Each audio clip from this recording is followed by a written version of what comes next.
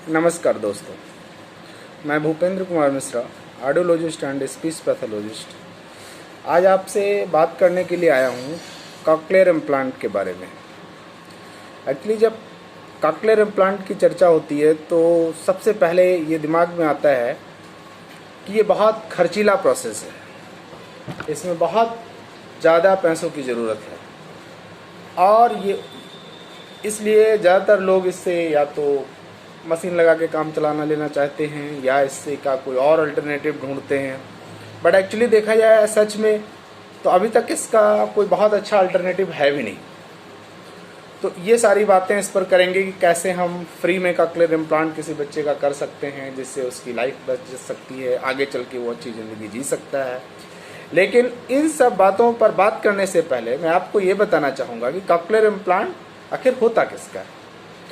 देखिए, cochlear implant जो है ये उसके लिए है जो बिल्कुल सुन नहीं पाता, यानी severe to profound hearing loss है, more than 90 dB hearing loss है और वहाँ पर मशीनों के काम करने का स्कोप ख़त्म हो जाता है। इन केस में हम कॉक्लियर इम्प्लांट को प्रेफर करते हैं।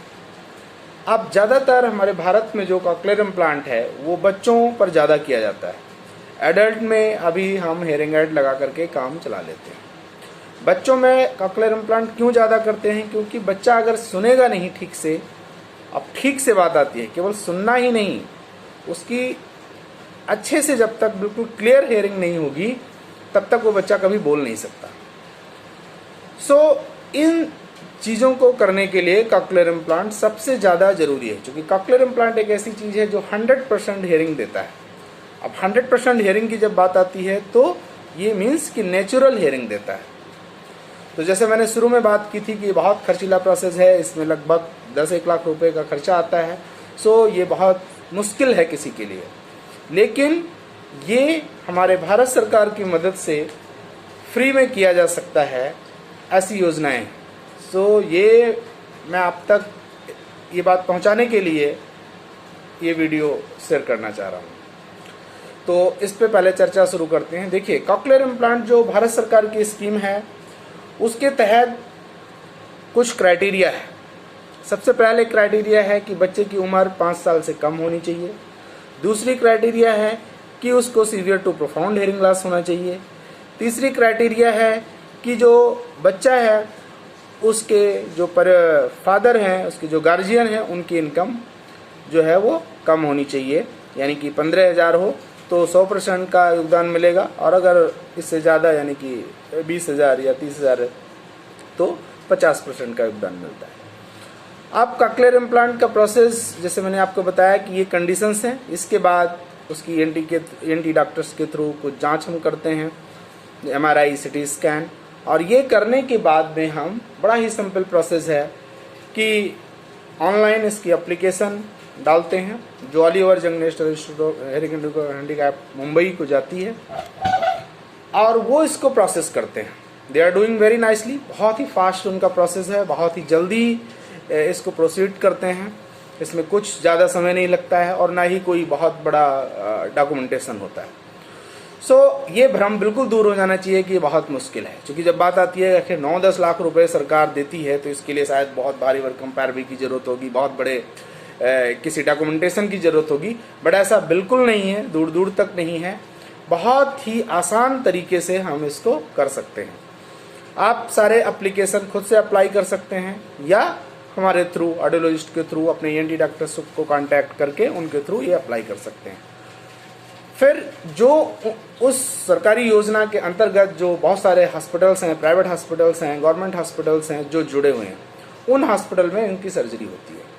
सर्जरी का प्रोसेस ये है कि जब आपकी एप्लीकेशन अप्रूव हो जाती है, अप्रूव होने के बाद आपको भी एक चिट्ठी आती है, साथ साथ हॉस्पिटल को सूचना दी जाती है और इसके बाद आप अस्पताल जाते हैं। आपकी खून जांच, नॉर्मल सी ऑपरेशन से पहले जो तैयारियां हैं वो की जाती हैं। कॉक्लियर इम्प्लांट का जो डिवाइस है वो डायरेक्ट हॉस्पिटल को आता है। आप वहाँ पे जाते हैं, जो सर्जन है वो सर्जरी करते हैं, हम ऑडियोलॉजिस्ट उनके साथ में होते हैं और ये सर्जरी होने के बाद में जो है जो कॉक्लियर इम्प्लांट है इसका बेसिकली 2 पार्ट होता है, एक इनर पार्ट है, एक आउटर पार्ट है। जो इनर पार्ट है उसको इम्प्लांट बोलते हैं जो मैस्टेरोटोमी के थ्रू यहाँ से ओपन करने के बाद में और उसको फिर कॉक्लेस्टोमी की जाती है, जिससे इलेक्ट्रोड को जो है वो इनर ईयर से जोड़ दिया जाता है और इम्प्लांट आपका यहाँ पर होता है, जिसमें एक मैग्नेट होता है। बाहर में से बाद में एक प्रोसेसर यूनिट लग जाती है जो कि स्पीच प्रोसेसर कहलाती है, और इस तरह से जो है ये पूरा प्रोसेस होता है। कॉक्लियर इम्प्लांट जब सर्जरी हो जाती है, सर्जरी में नॉर्मली 2 या 3 दिन हॉस्पिटल में रुकना पड़ता है, उसके बाद हॉस्पिटल से छुट्टी हो जाती है। फिर 15 दिन के बाद में आपको बुला करके उसकी जो पूरा हीलअप हो जाता है, घाव वगैरह ख़त्म हो जाती है, डॉक्टर्स देख लेते हैं। फिर हम क्या करते हैं, यहाँ प्रोसेसर लगा करके और मशीन को ऑन कर देते हैं। मशीन को ऑन करने के बाद में फिर उसके अलग अलग डिफरेंट स्टेप है, थोड़े थोड़े दिनों पर उसको रीसेट करना होता है। बट इन सारे चीज़ों को करने के लिए आपको कुछ भी करने की ज़रूरत नहीं है, आपको बिल्कुल फ्री रहना है। ये सारा काम सरकारी खर्चे पर ही होता है। यही नहीं, इसके बाद भविष्य में 5 साल तक जो उसकी वारंटी पीरियड है वो कंपनी की जिम्मेदारी है। अगर उसमें कुछ दिक्कत आती है तो कंपनी उसको ठीक करती है। इसके अलावा जो उसमें बैटरीज हैं वो आपको आने वाले 1 साल तक के लिए पहले दे दी जाती हैं। साथ ही साथ क्या होता है कि जो आपकी इसके बाद स्पीच थेरेपी होनी है, जो सबसे मोस्ट इम्पॉर्टेंट चीज़ है कॉक्लियर इम्प्लांट बच्चे के लिए, क्योंकि जब तक उसकी स्पीच थेरेपी नहीं होगी तब तक वो बच्चा ठीक से बोल नहीं सकता। तो ये जो स्पीच थेरेपी का प्रोसेस है, ये भी आने वाले 2 साल तक के इसका जो खर्चा है वो सरकार वहन करती है। मोस्टली अगर देखा जाता है तो 2 साल में हम ये देखते हैं कि बच्चा काफ़ी हद तक बोलना शुरू कर देता है और उसका जो स्पीच थेरेपी की रिक्वायरमेंट है वो ऑलमोस्ट फुलफिल हो जाती है। तो इस तरह से विदाउट 1 रुपया खर्च किए हुए आप अपने बच्चे का कॉक्लियर इम्प्लांट करा सकते हैं। यदि आप सोच रहे हैं कि मेरे पास पैसे नहीं है, मैं गरीब हूँ, मैं 10 लाख इतना पैसा कहाँ से लाऊंगा, सो इस बात को बिल्कुल हटा दीजिए अपने माइंड से। और किसी भी प्रकार का इसमें बहुत ही अच्छे सर्जन्स इसमें इन्वॉल्व हैं, बहुत ही अच्छे हॉस्पिटल इन्वॉल्व हैं, गवर्नमेंट की पूरी टीम होती है जो इसको सुपरवाइज करती है, one of the best professionals का इसमें इन्वॉल्वमेंट है। इसमें किसी भी प्रकार से आपको चीट होने का कहीं कोई आशंका नहीं है। तो मैं आपसे फिर ये आग्रह करना चाहता हूँ कि आप कॉक्लियर इम्प्लांट को लेकर के अपने मन में जो भी ये चीज़ें हैं उसको हटा दीजिए। किसी प्रकार का कोई रिस्क नहीं है। आज की डेट में अबाउट 200% सक्सेस रेट है।